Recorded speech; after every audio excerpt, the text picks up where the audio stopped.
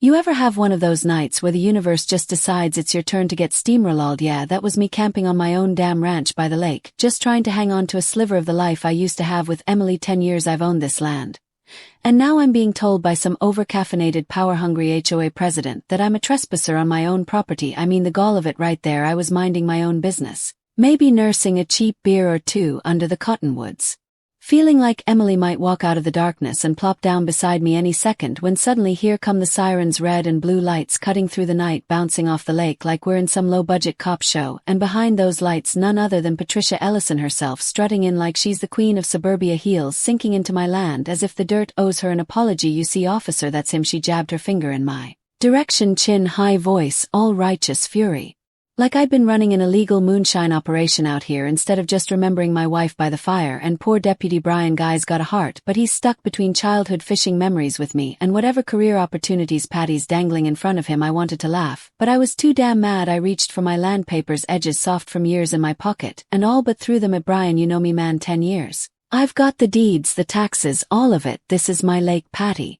Just waved them off, her nails flashing like claws in the firelight. These could be fake, she sneered. Everybody knows this lake is part of Crestview Heights. Sure, Patty, everybody knows because you say it on Facebook. Brian shuffled. Wouldn't meet my. I muttered something about sorting it out, but I could see the gears grinding. Patty had been making big promises to the department, talking up funding new squad cars, maybe a shot at sheriff, and I'm just standing there, a middle-aged guy with a six-pack and a broken heart, watching my own life get erased by a woman who probably thinks a base is a kind of yoga mat. When she smiled, that plastic smile telling me, "This land's not yours, buddy, and soon everyone will know it."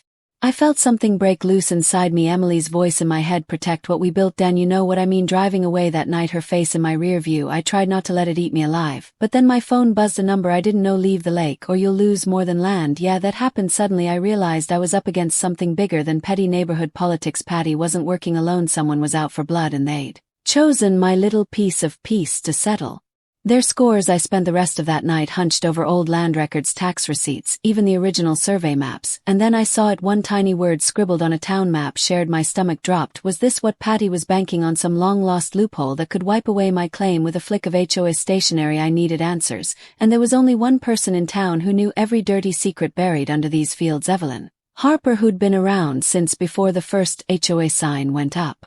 I called her, and sure enough, she didn't even sound surprised. "Let me guess, Patty Ellison, sniffing around your lake. She told me to bring my papers by in the morning. Promised." There was something about Patty I needed to see. As if on cue, an email from Patty landed in my inbox that night, full of legalized threats of lawsuits and attached photos of me at my own lake, time-stamped, and everything. Somebody had been stalking me for months, documenting every moment like I was the villain in her fairy tale.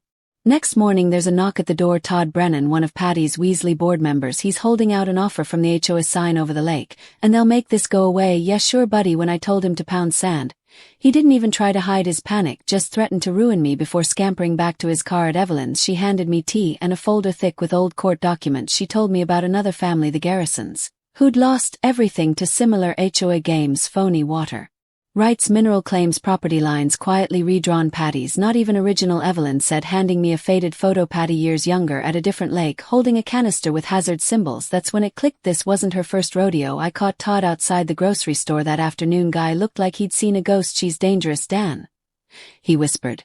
"Just sign and walk away."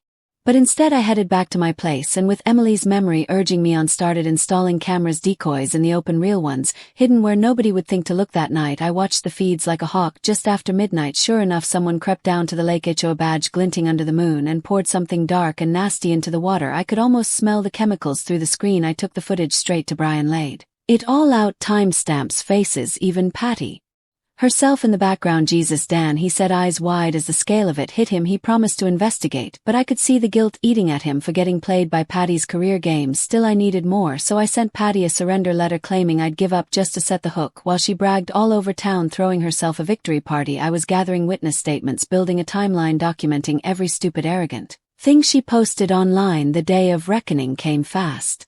Videos hit the news, witnesses lined up, even the EPA swooped in when tests showed the lake had been poisoned. Court was a circus. Patty's lawyer calling me a liar, her supporters calling me a criminal, but one by one the truth came out. The Nevada court records, the pattern of property grabs, the late-night vandalism by hired goons caught on my hidden cameras. Even Todd cracked and testified, spilling everything. The judge was having none of it. Stripped Patty of her title, fined the HOA into the dirt, and had Her hauled off screaming, still convinced she was the victim. You'd think that would be the end of it, but some people don't know when to quit. I got a note pinned to my gate with a knife: give up or your ranch burns, and found evidence. Patty still had loyalists lurking around, but by then the tide had turned. The community, even people who'd hated me before, rallied behind me. I ended up buying a chunk of Crestview Heights, including the community center and the golf course, using settlement money.